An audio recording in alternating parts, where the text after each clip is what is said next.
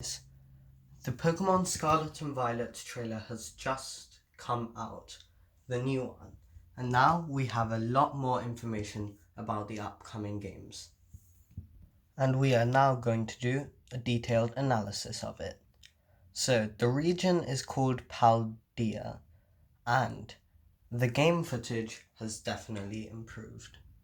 The landscapes look good and movements look much smoother this time. Now, some people were saying that the legendaries look like motorbikes, and they were right. They basically are motorbikes, and you can ride them across the region. You will be able to use them quite early in the game, it seems, and they will be able to go across land, through the sea, in the skies, and they will be able to scale rocks. Here they say that it is a story you weave as you desire. The meaning of this is that you have full control over the path you want to take. And they said that there was going to be 3 main stories to it. One would be a regular gym challenge, and there will be 2 others. This means that you could visit a gym all the way in the other corner of the region first, and then come back to your hometown last, if you wanted to.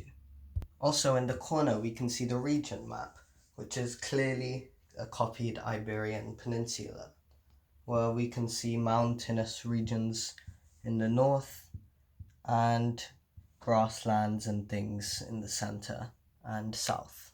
You will either go to the Naranja Academy or the Uva Academy. Naranja meaning orange in Spanish, and I assume that Uva would just mean grape in Spanish, which is really clever but also simple. This is the headmaster type guy, and we even get to see a shot of one of the gyms and its name. There's a gym leader and there's even a new Pokemon showcased there. That old guy I was talking about, the headmaster, is called Clavel. There is also a classroom teacher called Jacques, an upperclassman called Arvin, and an irrelevant character called Penny. Then there's this gym leader, and a few other gym leaders are also showcased.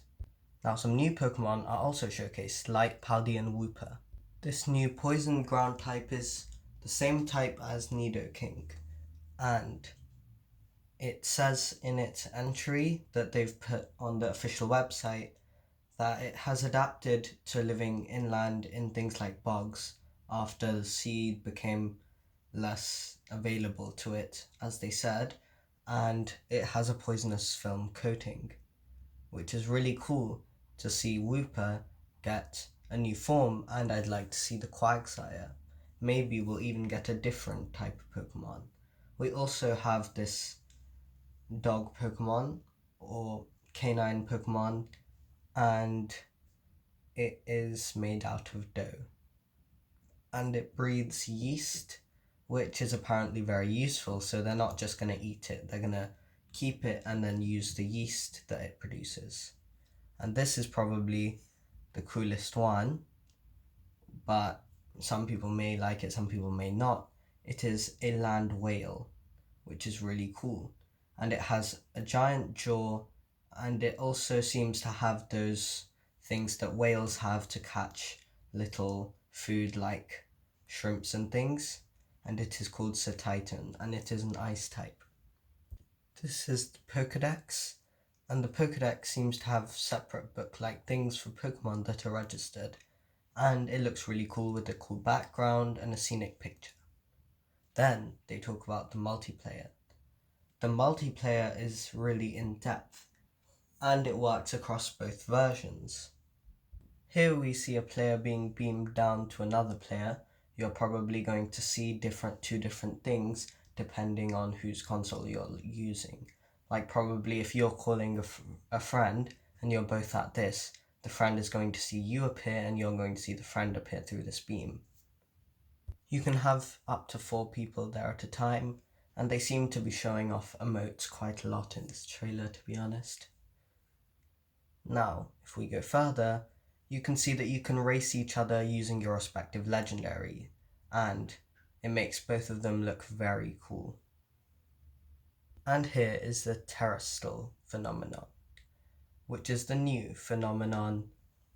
And it is a very strange one, because it can either power up the type of your Pokemon, like for Sprigatito, it will power up its grass type moves, make it stronger, and also make it look like a figurine made out of glass.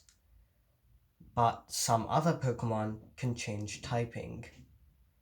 For example, Eevee can change to water or grass, and Pikachu can turn into a flying type.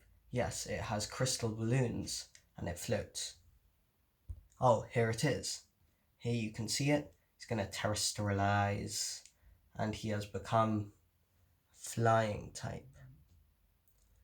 And this one stayed normal, and this one has attained the fire type. This one's attained the water type. Now, you guys thought that raid dens were a thing of the past, but no, we've got new ones now. The Terra Raid Battle. And this will have raid dens just like in Pokemon Sword and Shield, and you can play multiplayer, and probably if you can't play multiplayer, there'll be NPCs. And you play against a terrestrialized Pokemon with a rare typing. And then you will be able to catch it. Like, for example, that is clearly a water type from its water type thing. There's also much to appreciate in this trailer just generally. Like, if you look at this landscape and how the Pokemon now look with their new texturing, like look at that shiny scissor, look how shiny it looks with its metallic coating. It's just something to appreciate because it looks really good. And here we see an ending shot with 2 players and the 2 legendaries. And you start to realize that if you can play multiplayer and there's 4 legendaries and there's 2 duplicates of the legendaries, are they still legendaries? But apart from that, I think I'm going to go for Scarlet over Violet. Even though Violet's wheel looks really cool, I like the more lizard type reel kind of thing rather than a robot. But wait, there is more. There is a map of the region, and at the start it looked like a circle to me, but it does look a bit more like the Iberian Peninsula now that I see it. At the top you can see the mountain system, but in the middle there seems to be some island city and a swirling giant thing. And I don't know what this is, but I think maybe the legendary comes from here or something. But it is honestly a great waste of space from the region. Apart from that, Rotom phones are back, and now they have advanced map systems, which is really good to have. And these will be some of the Virgin exclusives from the games. And to conclude, here is some art of the motorbikes themselves. So guys, thank you for watching.